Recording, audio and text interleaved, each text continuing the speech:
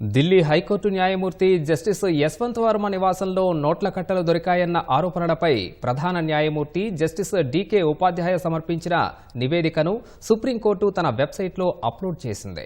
అందులో సగం కాలిన నోట్ల కట్టల గురించి అధికారిక ప్రస్తావన ఉంది. జస్టిస్ యశ్వంత్ వర్మ వివరణతో పాటు ఫోటోలు, వీడియోలు కూడా ఉన్నాయి. మరోవైపు ఈ వ్యవహారంపై విచారణ జరపాలని సుప్రీంకోర్టు ప్రధాన న్యాయమూర్తి జస్టిస్ సంజీవ్ ఖన్నా నిర్ణయించారు. ఇందుకోసం 3 రాష్ట్రాల హైకోర్టు ప్రధాన న్యాయమూర్తులతో త్రిసభ్య సంఘాన్ని ఏర్పాటు చేశారు. ఢిల్లీ హైకోర్టు న్యాయమూర్తి జస్టిస్ యశ్వంత్ వర్మ ఇంట్లో అగ్ని ప్రమాదం జరిగిన సమయంలో నోట్ల కట్టలు దొరికాయన్న ఆరోపణలపై ఢిల్లీ హైకోర్టు ప్రధాన న్యాయమూర్తి జస్టిస్ డీకే ఉపాధ్యాయ 25 పేజీల నివేదికను సుప్రీంకోర్టు సీజే జస్టిస్ సంజీవ్ ఖన్నాకు సమర్పించారు. అందులో జస్టిస్ యశ్వంత్ వర్మ వివరణతో పాటు ఢిల్లీ పోలీస్ కమిషనర్ అందించిన వివరాలు, ఫోటోలు, వీడియోలు ఉన్నాయి. ఈ నివేదిక మొత్తాన్ని అనూహ్యంగా నిన్న రాత్రి సుప్రీంకోర్టు తన వెబ్సైట్లో ఉంచింది. నివేదికలో అంతర్గత విచారణ ప్రక్రియ వివరాలు ఉన్నాయి. సుప్రీంకోర్టు ప్రధాన న్యాయమూర్తి జస్టిస్ సంజీవ్ ఖన్నా రాసిన లేఖ కూడా ఉంది. ఢిల్లీ హైకోర్టు సీజే సమర్పించిన నివేదికలో సగం కాలిన నోట్ల కట్టల గురించి అధికారిక ప్రస్తావన కనిపించింది. దీనిపై అధికారిక సమాచారం ఉందన్న విషయం అందులో ఉంది. ప్రాథమిక ఆధారాల ప్రకారం ఈ అంశంపై మరింత లోతుగా విచారణ జరగాల్సి ఉందని ఢిల్లీ హైకోర్టు ప్రధాన న్యాయమూర్తి జస్టిస్ డీకే ఉపాధ్యాయ అభిప్రాయపడ్డారు.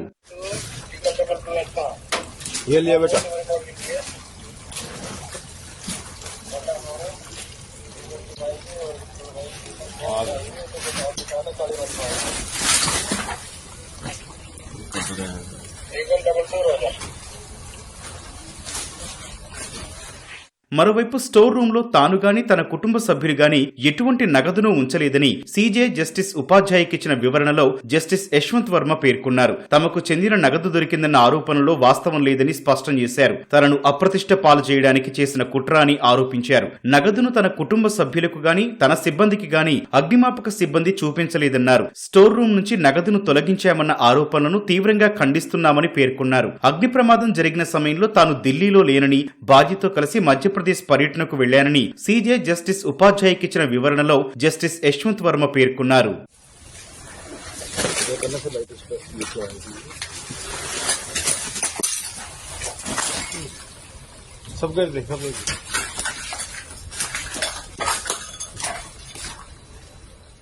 అటు ఈ వ్యవహారంపై విచారణ జరపాలని సుప్రీంకోర్టు ప్రధాన న్యాయమూర్తి జస్టిస్ సంజీవ్ ఖన్నా నిర్ణయించారు. ఇందుకోసం 3 రాష్ట్రాల హైకోర్టు న్యాయమూర్తులతో త్రిసభ్య సంఘాన్ని ఏర్పాటు చేశారు. ఇందులో పంజాబ్, హర్యానా హైకోర్టు ప్రధాన న్యాయమూర్తి జస్టిస్ షీల్ నాగు, హిమాచల్ ప్రదేశ్ హైకోర్టు ప్రధాన న్యాయమూర్తి జస్టిస్ జిఎస్ సంధావాలియా, కర్ణాటక హైకోర్టు న్యాయమూర్తి జస్టిస్ అను శివరామన్ సభ్యులుగా ఉన్నారు. ప్రస్తుతానికి జస్టిస్ యశ్వంత్ వర్మకు కేసుల విచారణ పరంగా ఎలాంటి బాధ్యతలు అప్పగించవద్దని ఢిల్లీ హైకోర్టు ప్రధాన న్యాయమూర్తి జస్టిస్ డీకే ఉపాధ్యాయను సీజేఐ ఆదేశించారు.